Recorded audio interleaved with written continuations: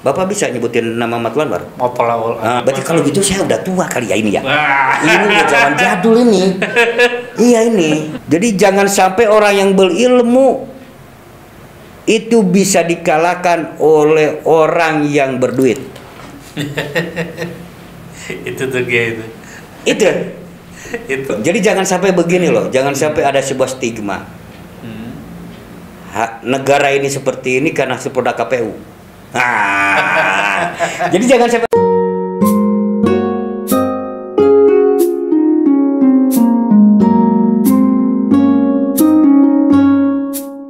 Hai teman pemilih, welcome to podcast KPU Corner Kabupaten Bogor. Dengan semangat 5S, salam, sapa, senyum, sigap, dan sehat. Mari kita wujudkan pemilu dan pemilihan yang lebih baik. Better. Kembali bersama saya, Asep Saiful Hidayat, dan kali ini kita akan berbincang dengan Ketua PD Mat Lanwar Kabupaten Bogor, Haji Abdul Aziz Sarnata. Pak Kiai, sehat Pak Kiai? Alhamdulillah. Yang dilihat oleh Pak KPU, saya selalu tersenyum, sehat. Jadi alhamdulillah sehat. Syukur, alhamdulillah. Kita masih diberikan nikmat sehat pada posisi seperti ini, Kiai. Amin. Tapi ya. Pak KPU juga sehat ya? Alhamdulillah, alhamdulillah. Siap. Semakin sehat ketika hari ini bisa juga melihat Kiai gitu. Barokallah. Ternyata saya bisa membuat sehat Pak KPU kalau udah kayak begini nih. Alhamdulillah. Sudah lama ya kita memang lama. Belum ini lagi, belum berkomunikasi, berkomunikasi gitu. Tapi paling tidak hari ini adalah ajang di mana kita bisa bercerita. Siap. Meskipun dalam waktu yang singkat mungkin, Ketua. Pak Kiai, saya panggilnya Kiai aja ya. Aduh, padahal saya ini bulu makomnya ini. Tapi sudah sangat layak lah. Amin, amin. Dan itu dalam bentuk sebuah doa ya. Sangat pantas ya, Kang Denny ya. Semakin juga menguatkan itu, mengukuhkan dan tentunya juga mendoakan gitu. Amin. Semoga Pak Kiai senantiasa diberikan kesehatan juga harapan kaitan pengembangan Ormas Mat Lanwar di Kabupaten Bogor semakin berkembang pesat. Amin. Sibuk apa sekarang, Kiai? Saat ini saya sibuk, kesibukan saya tetap di lembaga pendidikan ya. Saya masih karena memang keluarga besar saya ada di pendidikan. Karena bagi saya pendidikan itu adalah nomor satu. Supaya bagaimana potensi anak-anak yang ada terutama di kawasan-kawasan pelosok. Makanya saya punya tagline nih. Tagline saya itu bergerak dari pelosok. Wah, itu gitu. Bekerja dari pelosok. Artinya dari bawah ya. Dari bawah ya. Biar bagaimana caranya nih orang pelosok ini bisa ke tengah. Seperti itu ya. Jadi bukan karena wilayah yang di pelosok kemudian tidak punya kesempatan untuk maju ya. Oh iya. Tidak berarti seperti itu ya. Jelas bahwa orang pelosok itu punya kesempatan. Punya kesempatan untuk maju. Ya. Toh semua juga sebenarnya kan orang-orang yang berhasil ataupun orang-orang yang sukses itu awalnya pasti dari pelosok dulu. Justru harus jadi motivasi untuk teman-teman. Nah, adapun kenapa sih juga punya tagline bergerak dari pelosok itu? Karena sudah ada perubahan. Mungkin zaman yang sehingga orang sudah mulai contoh sekarang aja kayak gini. Dulu itu kembang api banyaknya di kota-kota. Sekarang, waduh, kembang api banyak di kampung sekarang ini. Nah, itu kan berarti artinya ada sebuah perubahan. Nah, termasuk kalau dulu orang kampung sulit untuk bersekolah, tapi sekarang sudah hampir semua udah ada di pelosok itu. Kiai, orang sudah mengenal Kiai itu hari ini sebagai aktivis dari ormas yang namanya Matul Anwar ya. Bisa diceritakan nggak kira-kira kenapa Kiai itu justru lebih tertarik mengembangkan organisasi Matul Anwar? Padahal selain Matul Anwar juga kan banyak ormas yang lain di sini di Bogor. Misal kan PUI, betul, Muhammadiyah kan, Persis dan yang lainnya kan. Betul. Tapi kenapa Kiai ini malah sepertinya sangat mencintai sekali nih ormas Matul Anwar ini? Ada latar belakang apa di situ? Sebetulnya yang menterbelakangi saya dulu tidak mengenal yang namanya Matul Anwar. Orang tua pun? Orang tua saya Matlaul Anwar, dia di lembaga, dia dulu sekolah di Matlaul Anwar Pusat di Menes. Lalu pesantrennya di Kananga ya, pesantren Kananga. Dan sepulang dari sana juga sebenarnya sekitar tahun 80-an juga dia nggak begitu mengenalkan tentang Matul Anwar. Tahun 80? Tahun 80. Tahun 80 dia tidak mengenalkan kepada anak-anaknya ini Matul Anwar. Karena memang beliau lebih fokus di pemerintahan. Jadi orang tua saya itu dulu sebagai kepala desa dan juga guru agama. Kan itu. Sehingga dia betul-betul fokus kepada keumatan. Adapun persoalan dengan tadi sebuah organisasi itu sangat minim, terutama tentang Matul Anwar. Sekarang berarti coba juga digambarkan perkembangan Matul Anwar di Kabupaten Bogor. Sudah kalau bicara lembaga pendidikan, ada berapa lembaga pendidikan yang ada di bawah naungan? Nah, Matul Anwar ini tadi saya sampaikan bahwa datang ke Bogor tahun 1930-an sudah konon tadi seperti itu. Dan tahun 1936 itu sudah ada Matul Anwar di kawasan Rumpin sebelum merdeka. Baru ke sini mulailah banyak malah informasi. Konon zamannya ketua pengurus daerah Matul Anwar, zamannya almarhum Kiai Haji Sibli. Nah, yang di Nagrog. Nah, masih daerah Ciampea ya. Iya. Jadi dulu itu ada Kiai Haji Sibli. Nah, Kiai Haji Sibli ini salah satu tokoh di Bogor. Dia yang betul-betul dominan memperjuangkan Matul Anwar. Nah, jadi saat itu ketuanya Kiai Haji Sibli, sekretarisnya Kiai Haji Muslim. Nah, itu sampai di angka 400 Matul Anwar di Kabupaten Bogor. Sekabupaten Bogor. Itu tahun-tahun kisaran itu sekitar tahun 70-an 80-an.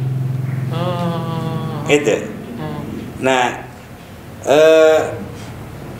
kok kesini mulai karena memang mungkin kembali lagi kepada persoalan politik.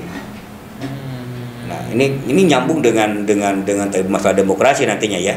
Siap. Karena Matul Anwar ini tidak menyatakan bahwa secara ormas, secara organisasi saya dukung atau partai A. Tidak. Matul Anwar itu majemuk, sehingga dia tidak menentukan arah politik. Tidak di bawah underbow partai politik misalnya. Enggak. Itu ya. Betul, di luar itu gitu loh.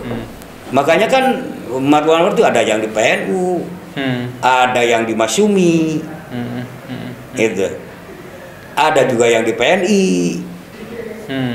Itu Matlul Anwar. Nah, karena mungkin saat itu lebih dominan kepada Masyuminya, sehingga tidak sedikit lembaga-lembaga pendidikan ini yang berubah. Tahun 60 pokoknya tahun 70-an itu sudah mulai banyak yang berubah nama. Nah, sekarang ini Matlul Anwar yang tok ya, yang tok nama Matlul Anwar. Bapak bisa nyebutin nama Matlul Anwar? Iya, karena kalau orang Matlul Anwar itu, jadi salah satu organisasi yang sulit untuk disampaikan, salah satu ormas yang sulit untuk diucapkan, terkecuali bisa ngaji. Nah, coba aja kalau Matlul Anwar itu pakai bahasa atau pakai kalimat, kan itu MATH, jadi bisa mate. Nah, kalau bahasa Arab itu langsung to. Jadi makanya harus Matlul Anwar. Apalagi ada ain, a, ada komanya di atas. Jadi kalau misalkan baca Latin Matih Laul. Itu. Jadi enak itu intinya. Ya. Kedengarannya juga nggak enak ya itu. Dan ya pasti nggak akan enak. Malah ada salah satu gubernur waktu acara muktamar itu dia bilangnya begini, selamat datang kepada peserta muktamar Matalatul Anwar. Matalatul Anwar gitu. Nah, saking susahnya ya. Saking susahnya itu. Makanya salah satu ormas atau salah satu nama ormas yang paling sulit untuk diucapkan itu ya, karena tadi to dan ain. Ain ini kalau udah pakai Latin itu kan ada koma di atas. Dan artinya akan berbeda. Tapi ketika kita menyampaikan dengan kalimat Matlul Anwar, jadi tempat terbitnya cahaya. Makanya kenapa? Nah, saya tadi bahwa jadi konon tahun 70-an Matlul Anwar di Kabupaten Bogor ini sampai Cariu, Cileungsi, pokoknya sampai timur, selatan ya. Semuanya. Dan ya. Sekarang ini hanya ada di wilayah dominan barat, utara, selatan, dan ternyata setelah saya menggali juga ternyata masih ada serpihan-serpihan. Kayak di Cariu ternyata ada Matlul Anwar. Di Cileungsi ternyata ada, masih ada. Nah, karena apa? Zamannya Kiai Haji Shibli tidak sedikit yang menjadi penilik. Kalau sekarang pengawas berarti. Iya. Jadi dulu itu ada penilik namanya. Iya. Pengawas tapi di bawah Kementerian Agama. Namanya dulu penilik. Betul. Apalagi saat itu saat Dewan Pembinanya ini Alam Shah, Ratu Perwira, Dewan Pembina, dan zamannya Kiai Haji Shibli ini. Jadi sempat banyak ya? Iya. 400-an. Lembaga. Nah, sekarang ini yang namanya Tok Matlul Anwar itu ada 95. Jadi dari 400 tinggal 95. Tinggal 95. Nah, dari 95 ini sebarannya gimana, Ki? Sebarannya di mana yang banyak itu sekarang? Di wilayah barat. Di barat ya. Di wilayah barat itu paling, saya katakan tadi, paling dominan. Wilayah barat itu hampir semua kecamatan ada. Ada di semua kecamatan ada kalau untuk di wilayah barat. Ini tingkatan apa? Nah, dari 95 itu, dari mulai tingkat RA sampai Aliyah. Nah, itu nama Matlul Anwar. Tetapi ada lagi yang berafiliasi. Kayak saya. Yayasan saya itu, saya punya yayasan. Namanya Yayasan Pendidikan Islam Darussalam. Di dalamnya itu ada pondok pesantren. Ada pondok pesantren 2, ada madrasah ibtidaiyah, ada madrasah sanawiyah, ada SMA. Nah, itu afiliasinya ke organisasi Matul Anwar. Matul Anwar, tapi pakai nama Darussalam namanya. Bukan, tetapi ada di situ pendirian. Jadi kami ini punya apa namanya, punya piagam pendirian awal lembaga itu dari organisasi Matul Anwar. Artinya kami mereka itu menggabungkan diri gitu loh. Menggabungkan diri dengan namanya Matul Anwar. Nah, apalagi kan Matul Anwar ini tadi bahwa bergerak di bidang pendidikan, dakwah, dan juga sosial. Nah, ada 95 yang namanya keseluruhan yang berafiliasi dengan Matul Anwar itu seluruhnya ada 149. Jadi sekabupaten Bogor yang kami kelola. Yang sudah masuk ke dalam binaan PD Matul Anwar itu. PD Matul Anwar itu 149. Dan itu di luar Majelis Ta'lim ya.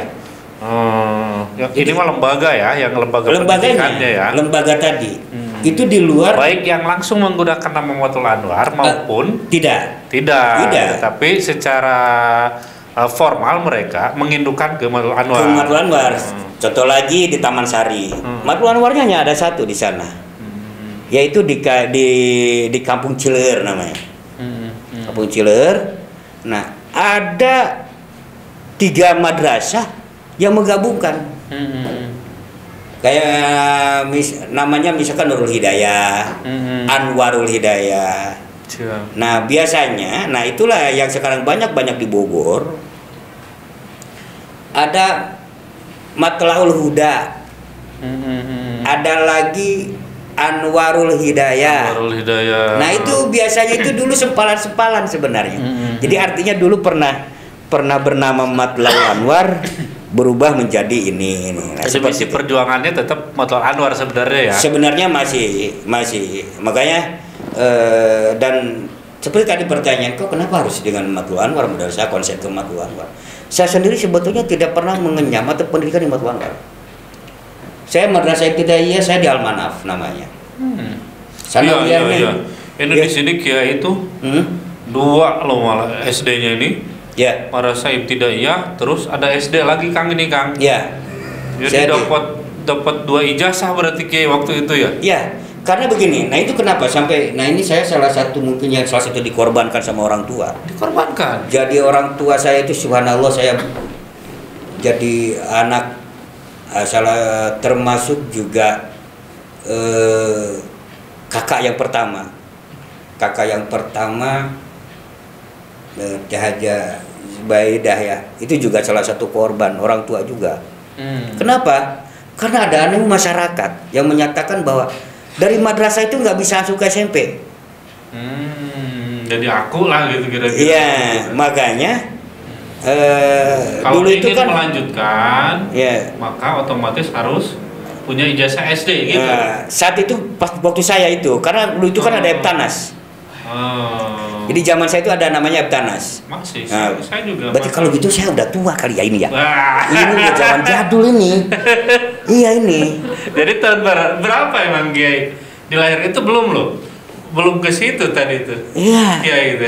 Saya tua kayak begini. Supaya tegas lagi aja. Tapi padahal saya masih muda ini. Iya. Padahal dengan Pak Asep aja sepertinya saya adik kakak lah kita. Ya saya adanya lah. Kan gitu loh. Jadi dulu itu ada yang namanya Eptanas. Nah, dan di madrasah itu tidak ada. Sehingga saya harus loncat saat itu. Ujian Eptanasnya harus di SD. Di SD. Ternyata memang Allah udah berkehendak lain. Saya nggak masuk SMA negeri. Padahal cita-cita saya masuk ke SD itu, saya itu untuk masuk ke SMA negeri. Ternyata IQ saya ini di bawah kakak saya. Kalau kakak saya itu dari madrasah itu bisa ke SMA negeri. Jadi dari madrasah ibtidaiyah Al-Manaf, karena saat itu saya katakan tadi bahwa satu kecamatan loh, yang namanya madrasah itu hanya satu kecamatan. Sehingga orang nggak mau menyekolahkan ke madrasah Karena anggapan masyarakat madrasah itu alumni madrasah tidak bisa masuk SMP negeri. Bisa melanjutkan ke itu. Alhamdulillah kakak yang pertama itu dari madrasah ibtidaiyah dia masuk ke SMP negeri Campea. Nah itu jadi orang tua itu jadi anaknya jadi eksperimen. Jadi kan eksperimen. Alhamdulillah. Nah kembali lagi kepada saya tadi. Saya dari madrasah ibtidaiyah, lalu saya juga dari sanawiyah, lalu ke MAN. Nah, MAN mana ini Kiai? MAN 2 Kota Bogor ya. Kota. Jadi dari kampung masuk ke semakin ke kota lah ya. Semakin kota. Padahal tetap aja mau naik mobil, mau nyari dari rumah ke tempat untuk naik mobil bawa obor. Malum. Jadi ya karena saat itu belum ada listrik ya. Jadi anak sekolah dulu itu karena saking jauhnya bayangkan ke Pak naik mobil dari rumah itu subuh jalan kaki ya lumayan lah. Kalau mau berangkat paling 3 kilo. Kalau mau pulang, kalau udah pulang karena malam kan, malam sehingga ke kampung ada mobil ya itu sekitar 5-7 kilo lah. Itu yang saya harus lalui. Dan saya tidak ada sedikit pun di situ tertera pendidikan saya di Matlul Anwar. Sampai di perguruan tinggi pun tidak ada. Perguruan tinggi kayak ini di Untirta. Ya. Saat di Untirta pun saya nggak tahu ada Matlul Anwar itu. Masih belum ya. Belum tahu saya Matlul Anwar. Di Untirta itu di Serang. Padahal saya di Serang. Tapi saya nggak mengenal Matlul. Jadi saya mengenal Matlul Anwar tahun 2000-an. Saya masih ingat almarhumlah Kiai Haji Irsyad Jiwaeli. Saat itu saya dibawa sama orang tua saya ke kantor pengurus besar Matlul Anwar yang di Jelambar. Inilah kenapa saya suka dengan Matlul Anwar. Dari sisi perjalanan sejarah pendidikan tidak ada. Dari keluarga juga. Kalau keluarga bapak karena pendidikan. Dia sanawiyah. Aliyahnya itu di sana di Matlul Anwar Pusat, Menes. Di Menes itu. Nah, kebetulan memang guru beliau itu adalah almarhum Kiai Haji Sibli. Jadi mungkin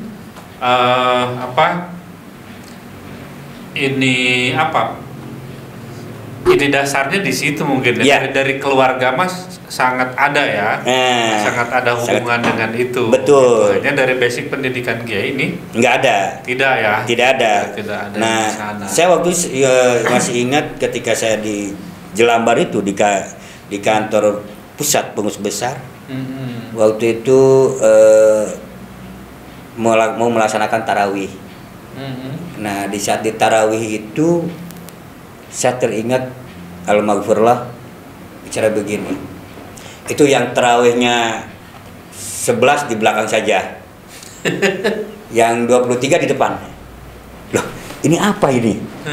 Nah dan saya teringat waktu itu saya di pondok pesantren Miftahul Huda Ciruas. Guru saya itu Pak Kiai almarhum Kiai Haji Yamin itu pernah mengajarkan hal-hal yang seperti itu. Artinya sekarang ini sudah tidak lagi harus kita membicarakan tentang persoalan seorang furu. Masalah furu. Urusan furu selesai. Gitu loh. Yang nggak benar itu kalau kita sholat asar 5 rakaat. Itu yang nggak benar. Kalau sholat asarnya masih 4 rakaat, itu masih benar. Mau pakai usoli atau tidak usoli nggak masalah. Yang nggak benar itu setiap rakaat kita tidak membaca suatu Fatihah. Rukunnya. Nah, yang penting kan rukun itu yang paling benar. Itu yang salah itu tadi. Misalkan pada salat subuh nih. Kunut atau tidak kunut? Kunut atau tidak kunut ya silakan. Jangan sampai begini. Sholat subuh 3 rakaat itu yang nggak benar. Begitu. Jadi harus tetap 2 rakaat. Adapun karena apa? Karena kunut itu bukan rukun sholat. Tidak sah misalkan tidak sah seseorang tidak berkunut.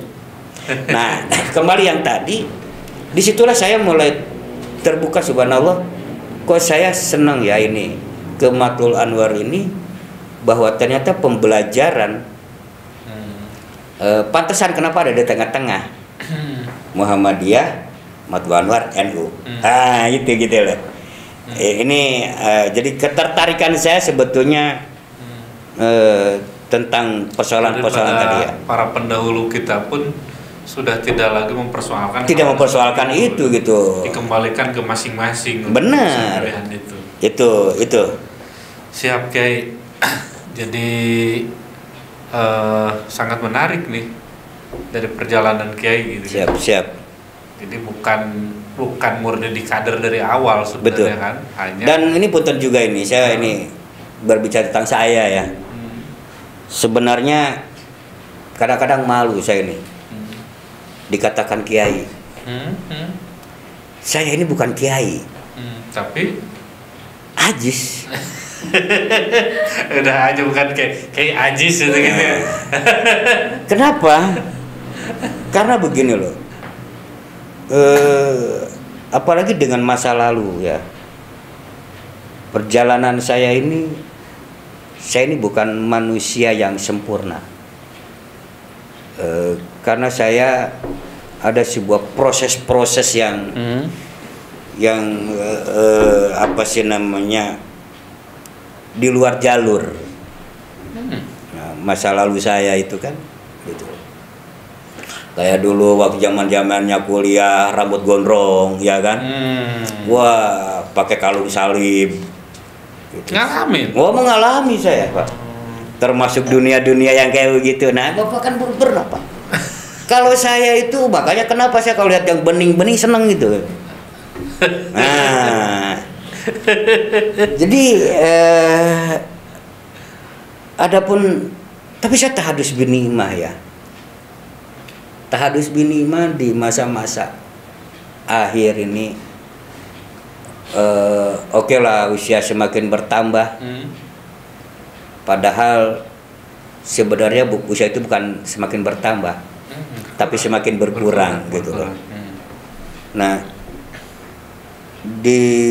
saya masih ingat karena tadi masa lalu yang menurut saya, walaupun kadang-kadang saya tuh malu ya dikatakan seorang kiai.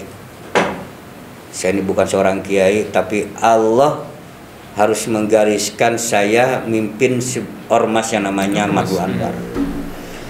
Sementara yang namanya gelar kiai, ustadz, kalau dulu itu mualim, itu adalah gelar yang diberikan oleh masyarakat. Karena gelar kiai, ustadz dan mualim tidak bisa dibeli. Nggak ada di tokonya itu. Tapi kalau misalkan profesor, doktor, nah, ada perjalanan. Ada perjalanan, dan itu dibeli, ya kan? Jangankan profesor, untuk punya gelar S1 saja itu dibeli, Pak. Berapa biaya kita untuk belajar untuk mengambil SPD, SAG, ya kan? Ada nominal yang dikeluarkan. Ada nominal yang dikeluarkan. Gitu ya. Tapi kalau misalkan kiai ataupun ustadz ataupun mualim tadi itu tidak ada di toko. Saya di sisi lain saya juga tahadus binimah. Di sisi lain juga berat sebenarnya. Kiai ini untuk periode keberapa di Matlul Anwar? Nah, atau gimana ini? Saya ini periode yang kedua saat ini. Satu periode berapa tahun? 5 tahun. 5 tahun. Yang sebenarnya saya periode pertama itu saya sudah tidak ini lagi ya, sebenarnya tadinya mau udah selesai saja lah. Tapi ternyata konstituen masih suka, sudah pengen masih saya ya. Karena alhamdulillah saat ini tadi dari 149 dari RA sampai Aliyah itu sudah madrasah ini tersiap-siap. Tidak sedikit yang madrasah sudah tinggal tanahnya saja. Itu yang akhirnya semakin menggerakkan. Betul. Dan alhamdulillah periode saya mulai dari tahun 2019 itu udah nyampe 40-an ya. Madrasah yang sudah terbangun. Alhamdulillah di periode pertama ya. Ya. Mudah-mudahan di periode yang kedua semakin banyak lagi. Amin. Pendidikan yang di presentatif lah ya. Ya, representasi. Presentatif untuk belajar ya, siswa. Yang diinisiasi oleh Matlul Anwar. Amin. Oke, kita sudah banyak nih. Alhamdulillah kita pun sudah semakin mengenal. Amin. Ormas Matlul Anwar, mulai dari sejarahnya, kemudian perjuangan Kiai. Betul, amin. Sampai saat ini, kenapa lantas kemudian Kiai masih semakin punya giro untuk memperjuangkan Matlul Anwar, kita sudah menangkap lah kira-kira pesannya. Amin. Sekarang Kiai juga kita pingin ada tanggapan dari Kiai. Siap. Karena kan kalau kita melihat ke waktu, di regulasi itu ditentukan bahwa 2024 itu kita akan melaksanakan pemilu dan pemilihan dalam 1 tahun kalau tidak ada regulasi lagi yang baru nanti gitu. Artinya sekarang masuk ke 2022, 2023 tidak jauh lagi nih waktunya kan. Kita harus mempersiapkan, terutama kami di penyelenggara gitu. Di penyelenggara harus mempersiapkan segala sesuatunya dengan baik, hingga harapannya adalah ke perjalanan demokrasi Kabupaten Bogor berjalan sesuai dengan harapan, sesuai regulasi, itu sangat baik lah, sesuai dengan sama-sama gitu. Kira-kira nih Kiai, pesannya atau tanggapannya atau masukannya dari Ormas Matlul Anwar kepada kami penyelenggara pemilu Kabupaten Bogor seperti apa, supaya kami bisa ini juga. Insya Allah mungkin sebentar lagi kita akan melaksanakan pesta demokrasi dari mulai pileg, pilbub, pilgub, dan pilpres. Kebetulan Matlul Anwar ini tadi bahwa salah satu organisasi yang bergerak di bidang pendidikan, dakwah, dan sosial, di mana pendidikannya di situ jelas bahwa melibatkan guru-guru ya. Dan malah salah satu penyelenggara yang paling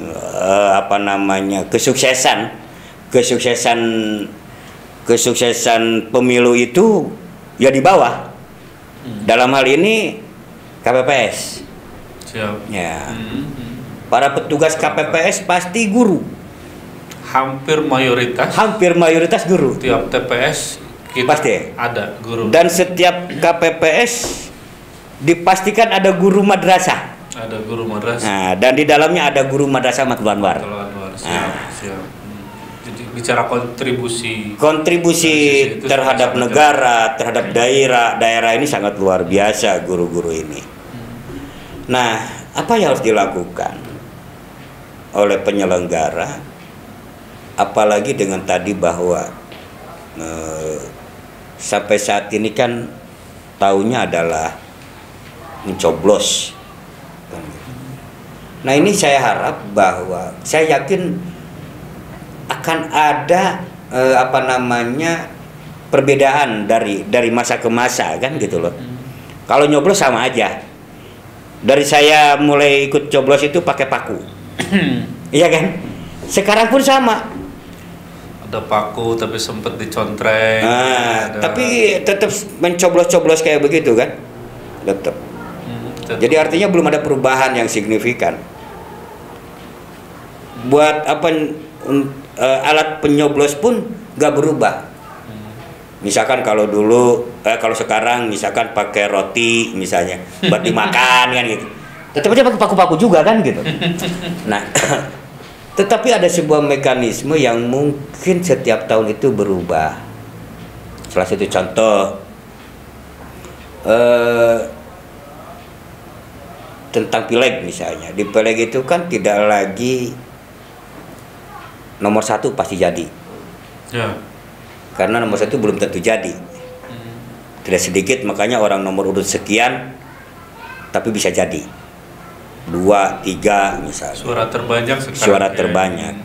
Dan ini yang memang masih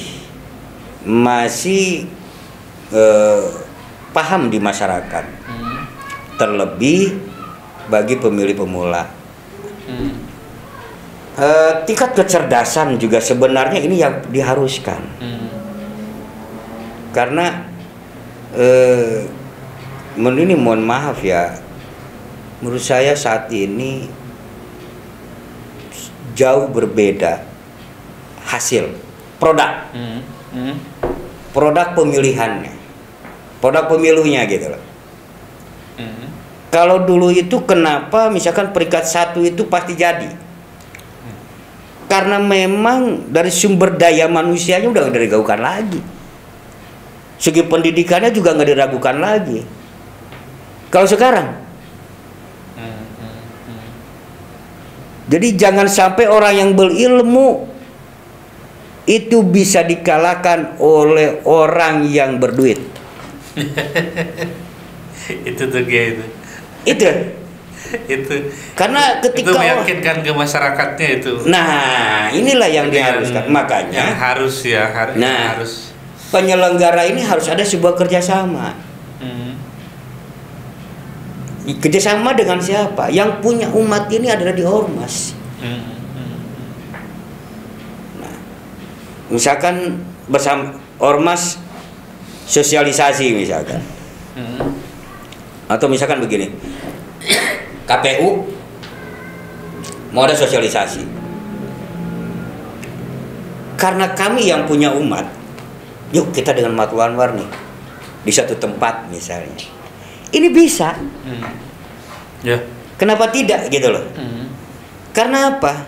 Karena bagaimana menyadarkan masyarakat itu. Tunggu sebuah kehancuran ketika orang-orang berilmu sudah tersingkirkan. Orang-orang berilmu ini sudah tidak lagi ngobrol gitu ya. Hancur ini negara kita ini kalau misalkan orang berilmu ini sudah tersisihkan. Bahaya ini. Ya. Dari tahapan dan dari masalah program untuk kaitan sosialisasi jelang itu pasti Kiai akan banyak hal yang bisa dikerjasamakan tentunya. Iya. Dengan masyarakat, betul, ormas, lembaga pendidikan gitu. Makanya mudah-mudahan dengan kesamaan persepsi. Amin.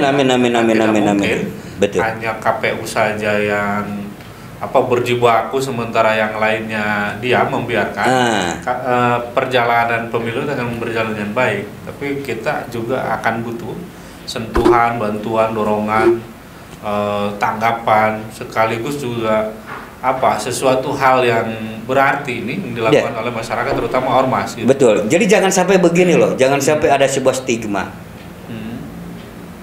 Negara ini seperti ini karena produk KPU. Jadi jangan sampai ada stigma. Padahal kita berjibaku mati-matian. Oh iya, padahal kan sudah kita melakukan ini gitu kan. Menyelenggarakan senetral mungkin, sebaik mungkin sesuai dengan regulasi gitu.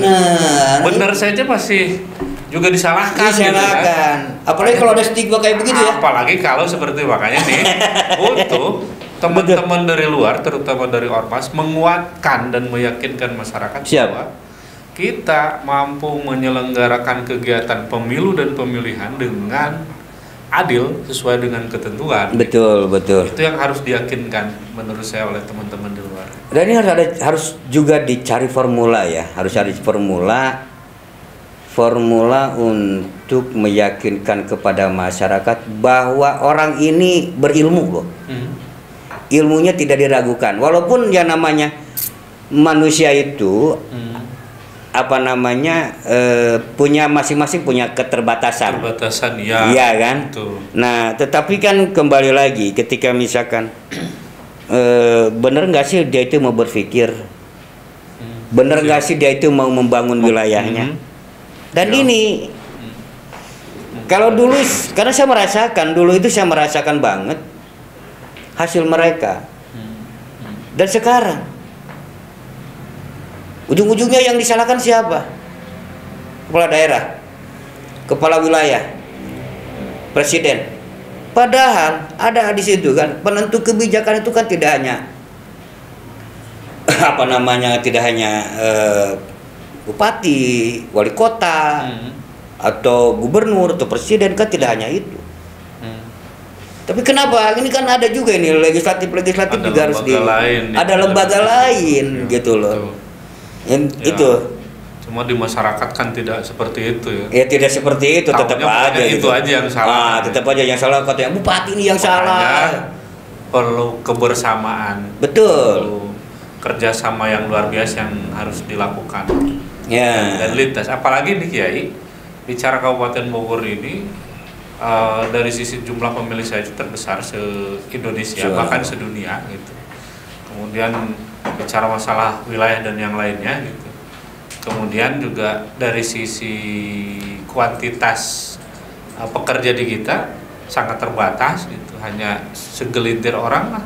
Itu makanya kami juga sudah sangat menyadari bahwa kalau hanya kami yang bekerja meskipun total seperti apapun gitu, ngurus kabupaten Bogor tidak akan bisa kayak.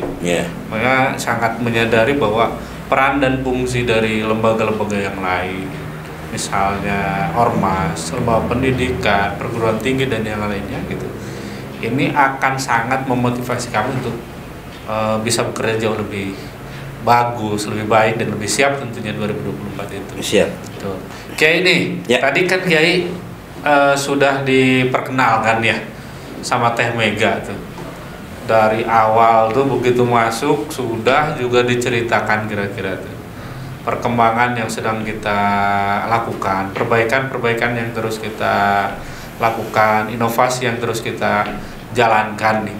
Tanggapan Kiai ini kira-kira terhadap KPU seperti apa? Oke. Pertama saya acungkan jempol ya. Cuman sayang yang bisa saya acungkan jempol itu hanya ada dua. Gitu. Mau 4 nggak kelihatan. Jadi yang bisa terlihat saja 2.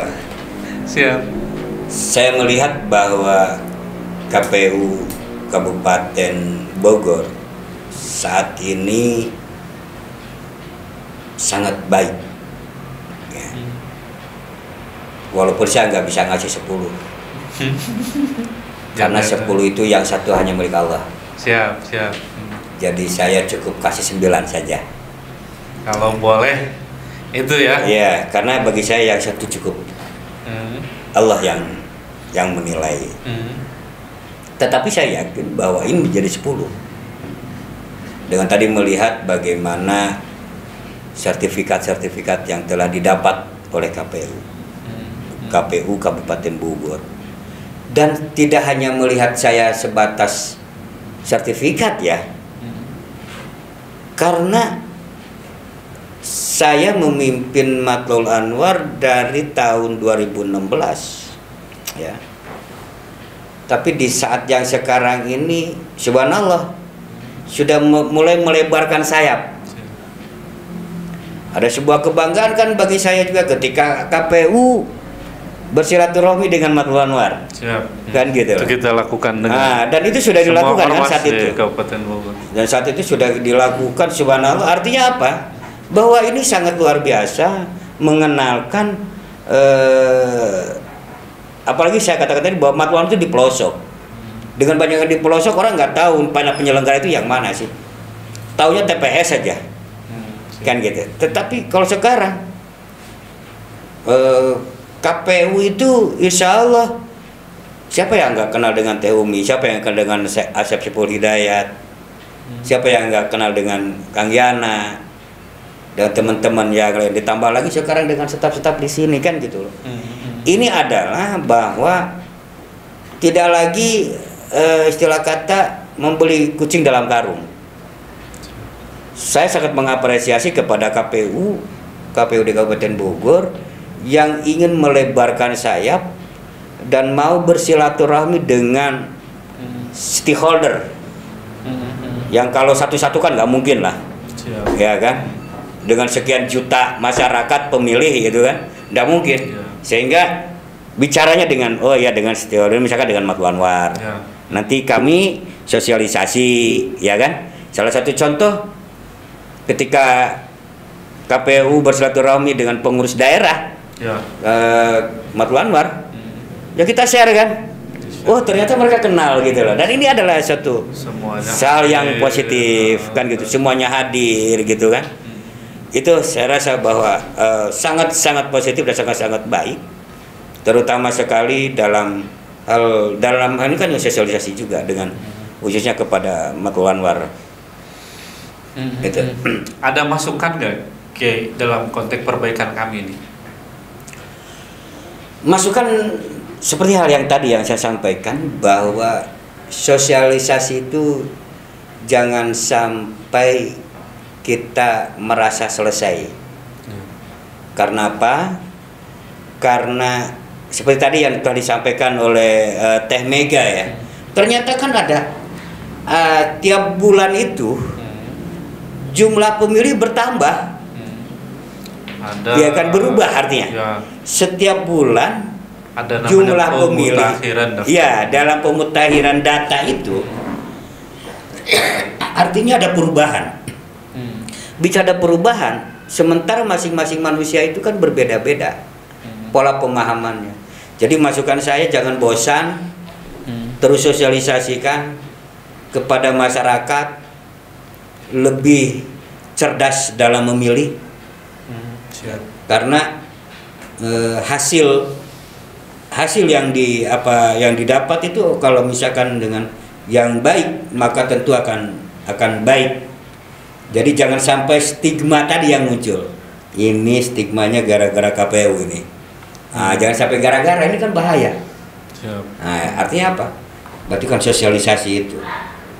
Produk ini baik dan tidak tergantung juga sosialisasi. Sosialisasi itu Nah, harus dilakukan di setiap daerah bawah gitu. di bawah, karena grassroots ini Mulai dari tadi tagline-nya pelosok. mulai dari pelosok. Dari pelosok. Baru setelah dari pelosok udah selesai, tinggal ke menengah kan gitu loh. Ya itu karena jadi Sosialisasi harus dimulai dari pelosok. dari pelosok. Itu tagline. Tagline itu. Seperti sekarang ini kan tagline-nya Kabupaten Bogor. Ya kan? Tagline-nya Kabupaten Bogor itu bergerak dari desa. Bergerak dari desa. Ya kan? Dengan adanya Samisada itu kan. Walaupun lebih dulu Matul Anwar. Matul Anwar itu dari pelosok awal. Dari pelosok. Lalu sekarang dari desa. Seperti itu. Karena memang harus dimulai dari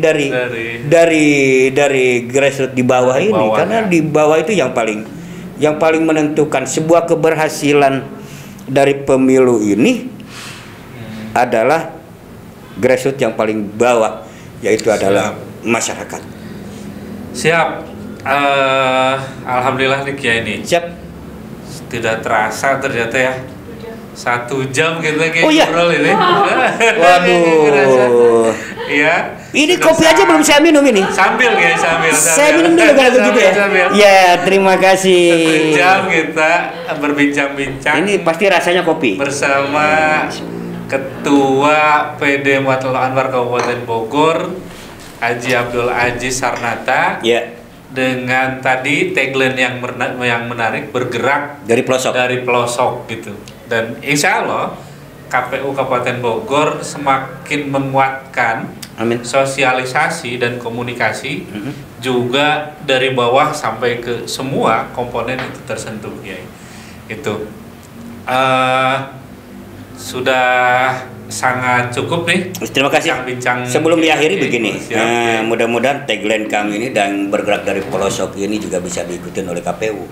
Siap. Kenapa? Siap. Karena Bogor ini dengan luas yang sangat luar biasa ya, Siap. luasnya wilayah, dan jangan hanya mengandalkan saya ini orang kampung ya, sinyal kayak gitulah ya. Nah ini kan masih IT ya, jangan mengandalkan IT dan terlalu banyak. Ada beberapa wilayah yang memang tidak tersentuh itu. Ya. Nah artinya bahwa memang harus pure terus-menerus dalam sosialisasi. Dan insya Allah kami dari Matul Anwar siap membantu KPU, apalagi tadi Matul Anwar itu mayoritas itu ada di pelosok. Coba aja cari Madrasah Marul Anwar di jalan tuh nggak akan ketemu. Hanya ada satu di Jasinga doang. Kan gitu di pinggir jalan. Yang pinggir jalan ya? Yang pinggir jalan semuanya ada di pelosok. Nanti boleh KPU jalan sama kita, ya dari pelosok ini kan, biar tahu.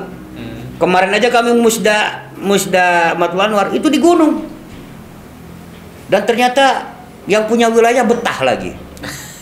Saya nggak tahu kalau yang datangnya itu ketua KPU. Sering kayak ketua KPU sering beda. Rajin kayak. Beda antara kalau ketua KPU berangkatnya sama Pak Asep dengan ketua PD berbeda. Karena kalau dengan ketua PD, wah, jangan belut lah. Siap. Ya, terima kasih Kiai ya. Sama-sama. Sekali lagi. Sama-sama. Waktunya Kiai sudah meluangkan waktu nih bersama kita. Tadi seperti yang diingatkan Teh Mega, sudah lama ternyata kita nih, alhamdulillah hampir 1 jam kurang lebih. Subhanallah. Tapi alhamdulillah banyak hal yang kami gali dari PD Marul Anwar ini, dan tentunya juga sangat bermanfaat nih. Amin. Untuk persiapan kami di 2024 yang akan datang. Amin. Baiklah teman pemilih, jangan lupa subscribe, like, comment, share, dan nyalakan tombol loncengnya, serta follow semua akun media sosial KPU Kabupaten Bogor di bawah ini. Nantikan episode podcast KPU Kabupaten Bogor lainnya di YouTube channel KPU Kabupaten Bogor. Akhir kata, atas nama seluruh tim KPU Corner yang bertugas, kami pamit undur diri. Wassalamualaikum warahmatullahi wabarakatuh. Sambil tagline-nya kayak ini. Oh gini ya? Ya, salam better. 3 kali kita. Salam better. Better.